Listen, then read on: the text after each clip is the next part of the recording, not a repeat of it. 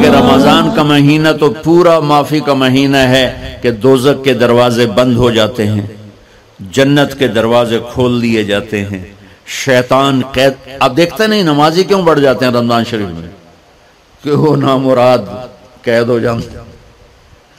تو کسی کو زنجیروں میں باندھا ہو وہ چل تو نہیں سکتا، چھوڑ دو زنجیریں تو چل پڑے گا. تو اللہ تعالی ہم سب کی حفاظت فرمائے. کوئی دعویٰ نہ کرے، لیکن جو تھوڑا سا غفلت میں ہوتا ہے تو ایمان کمزور ہوتا ہے، انہوں تو شیطان بن کے جامع نہیں دینے. جمعے جاواں گے، جمعے کئی جمعہ بھی نہیں پڑھتے، عید تے جاواں گے، کوئی عید بھی نہیں پڑھتا.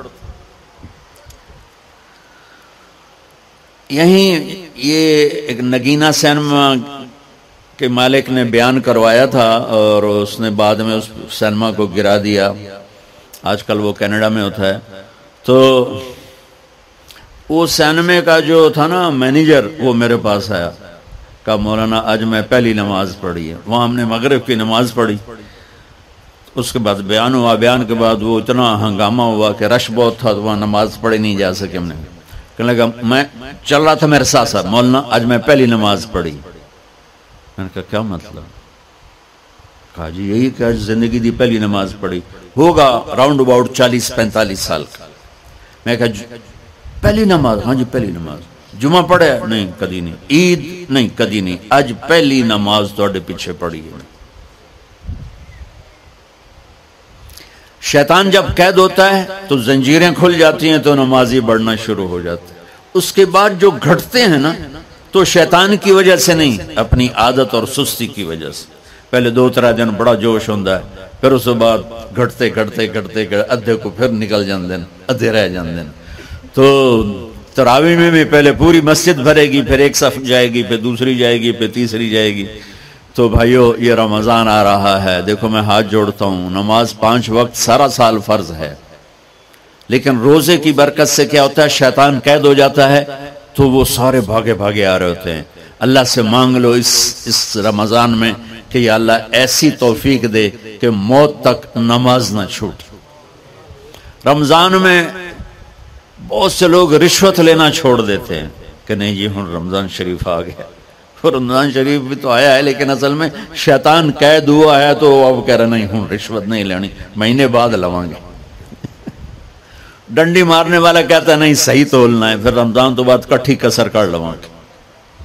وہ کیا وجہ ہے پیچھے؟ ایک تو رمضان کی برکات ہیں، اور ایک شیطان کا قید ہونا ہے، اور ایک جنت کے دروازوں کا کھل جانا، دوزخ کے دروازوں کا بند ہونا، اللہ کے عرش کا پہلے آسمان پہ مستقل ڈیرا ڈال دینا، اور پھر اعلان کرنا ہے کوئی بخشش آنے والا ہے، کوئی معافی مانگنے والا ہے، کوئی توبہ کرنے والا ہے، کوئی جنت مانگنے والا ہے، کوئی دنیا مانگنے والا، آؤ مانگو.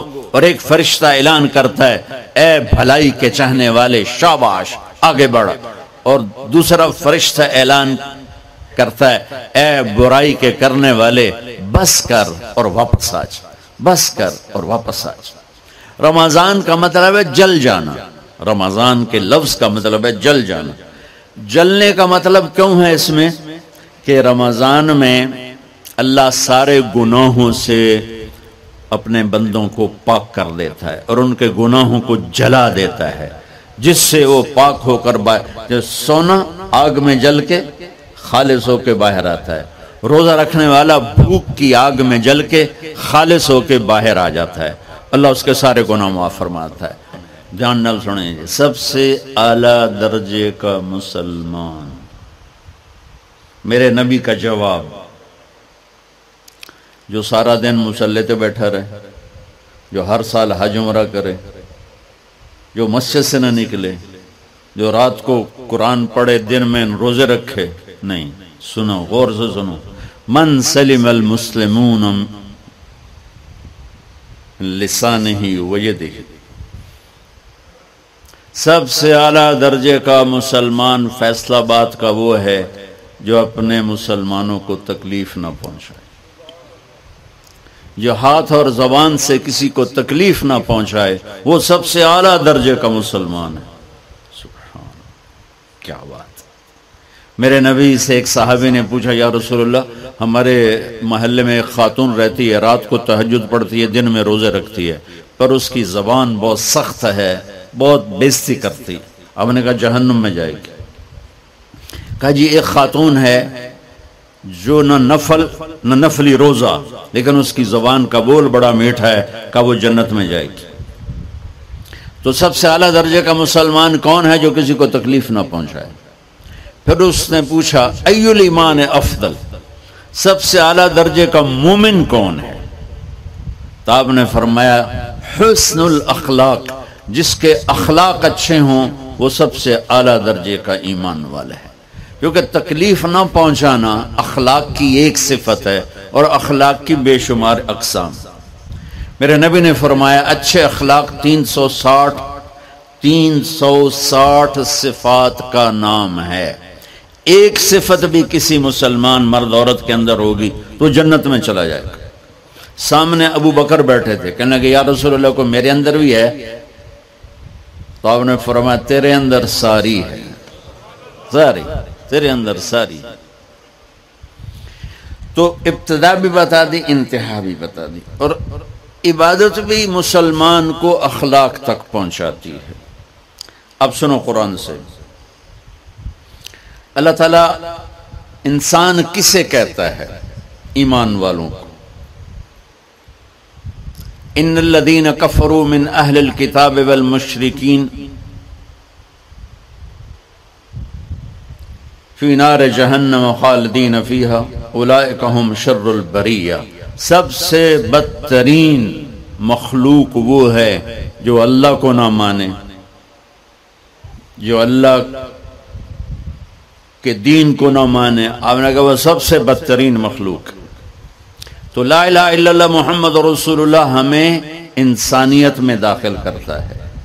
انسان ہے ہی وہ جو لا الہ الا اللہ محمد رسول اللہ کا کلمہ پڑھتا ہو میرے رب کے نزدیک. نماز کیا ہے؟ نماز کیا ہے؟ بول بھائی. ہاں، میرا اللہ کہتا ہے ان الصلاۃ تنہا. اب بھائی نہیں چل رہا.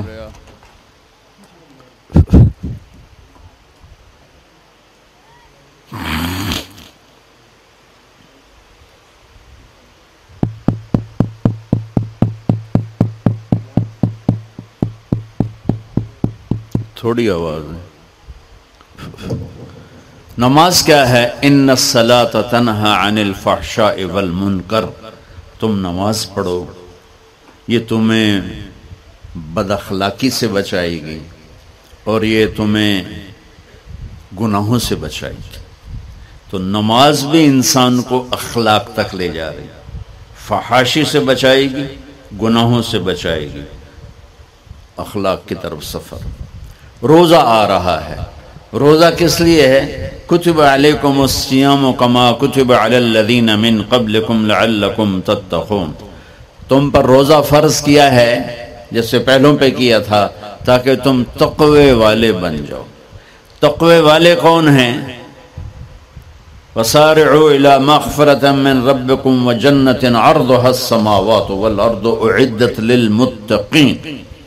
کہ میرے بندو دوڑو جنت کی طرف جو تقوی والوں کے لیے. متقی کون دن تقوی والے یا اللہ کا؟ الذین ينفقون فی السراء والضراء کا جو میرے نام پہ سخاوت کرتے ہیں، چاہے تنگ دست ہوں چاہے پیسے والے ہوں، چاہے تھوڑا مال ہوئے چاہے زیادہ مال ہوئے، وہ میرے نام پہ خرچ کر دیں. الکاظمین الغیظ جو غصے کو پی جاتے ہیں، والعافین عن الناس اور جو لوگوں کو معاف کر دیتے ہیں. اللہ تعالیٰ کہہ رہا ہے یہ تقوی والے ہیں. تو روزہ بھی اخلاق پہ لے جا رہا ہے. فمن فرض فیہن الحج فلا رفث ولا فسوق ولا جدال. میرے رب نے کہا حج کا ارادہ کر لیا ہے تو زبان کی گندی، زبان کا گندا لہجہ اور زبان کے گندے بول سے بچو، لڑائی سے بچو، گناہوں سے بچو. تو حج بھی میٹھے بول پہ لا رہا ہے، لڑائی سے بچنے پہ لا رہا ہے، نافرمانی سے بچنے پہ لا رہا ہے. خذ من اموالہم صدقۃ تطہرہم وتزکیہم بہا وصلی علیہم، میرا رب فرما رہا ہے میرے محبوب ان سے زکوٰۃ لیں اور ان کو پاک کریں اور ان کا تزکیہ کریں، ان کو ایک اچھا انسان بنائیں۔ زکوٰۃ ہو اخلاق بنتے ہیں، روزہ ہو اخلاق بنتے ہیں، حج ہو اخلاق بنتے ہیں، نماز ہو اخلاق بنتے ہیں، کلمہ ہو انسان بنتا ہے۔ یہ اتنا زور کیوں دیا ہے اخلاق پر کہ میرے بھائیو، اچھا معاشرہ جو وجود میں آتا ہے وہ ایک دوسرے کو معاف کرنے سے وجود میں آتا ہے۔ مسجد نماز کے لیے ہے، اور نماز ایک انفرادی عمل ہے جو کر کے میں گھر چلا جاتا ہوں، دفتر چلا جاتا ہوں، پڑھوں نہ پڑھوں، نہ پڑھنے کا گناہ مجھ پر، پڑھنے کی نیکی مجھ پر۔ لیکن اگر میرے اخلاق برے ہیں، روزہ میری چیز ہے، رکھوں اجر، نہیں رکھوں پکڑ، زکوٰۃ دے دوں اجر نہ دوں پکڑ، حج کر لوں اجر نہ کروں پکڑ، صرف میری ذات سے کے گرد ہے نماز بھی، روزہ بھی، حج بھی، زکوٰۃ بھی۔ لیکن برے اخلاق جتنا معاشرے میں میرا اثر ہے وہاں سب تباہی پھیلا دیں گے، اور اچھے اخلاق جتنا معاشرے میں میرا اثر ہے وہاں خوبصورتی کو پھیلا دیں گے۔ عبادت چھپ جاتی ہے، میں نے فجر پڑھی ہے کہ نہیں پڑھی آپ کو پتہ ہے؟ بولو، آپ نے پڑھی ہے یا نہیں پڑھی مجھے کوئی پتہ ہے نہیں ہے، لیکن یہاں بیٹھ کے اللہ نہ کرے میں فرقہ واریت کی بات کروں، آپ سب کو پتہ چلے گا کہ نہیں چلے گا کہ مولوی اگلا رہا ہے، اور یہاں بیٹھ کے میں محبت کی بات کروں تو آپ کو پتہ چلے گا کہ نہیں چلے گا کہ یہ محمد مصطفیٰ صلی اللہ علیہ وسلم والے اخلاق بتا رہا ہے۔ تو اخلاق چھپتے نہیں، برے ہوں یا اچھے ہوں ظاہر ہوتے ہیں، اور سب سے زیادہ اس آدمی کا خاندان، جس آدمی کو بدتمیزی کی عادت ہے وہ بیوی کے دل کو برباد کر دے گا، ماں باپ کے دل کو برباد کر دے گا، اولاد کو برباد کر دے گا، دوستوں کو، نوکروں کو برباد کر دے گا۔ اس کے نوکر سامنے کہیں گے میاں صاحب، شیخ صاحب، سیڑ صاحب، خان صاحب، اتھے جا کے گالی کڈھن گے۔ اور جس کے اخلاق اچھے ہوتے ہیں وہ اپنے گھر کو خوبصورت بنا دیتا ہے، رشتوں کو خوبصورت بنا دیتا ہے، ملازموں کو خوبصورت بنا دیتا ہے، اپنے کاروبار کو، اپنی زندگی کو، ہر پہلو اس کا خوبصورت ہو جاتا ہے۔ اچھے اخلاق لباس کی طرح ہیں جو میرا ہر عیب چھپا لیتے ہیں، اور برے اخلاق ننگے آدمی کی طرح ہے جس کا ہر عیب سامنے آ جاتا ہے۔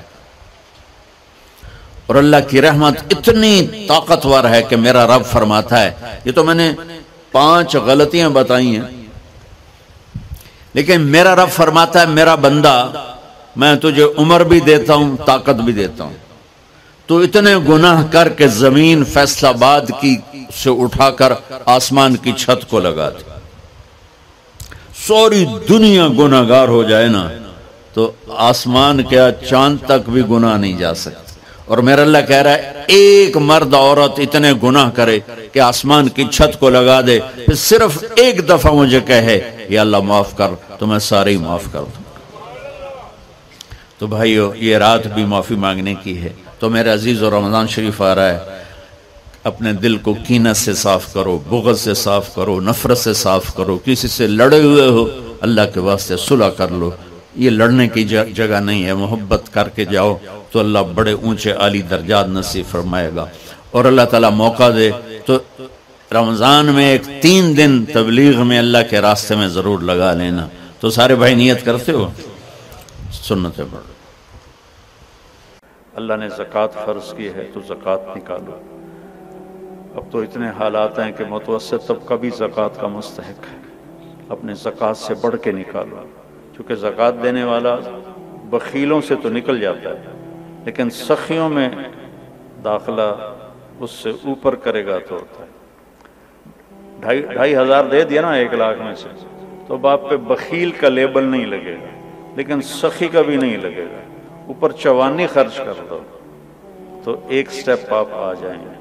سخی بن کے زندگی گزارو، لوگوں پہ خرچ کرنے کا مزہ بہت ہے، جوڑنے کے مزے سے زیادہ لگانے کا مزہ ہے۔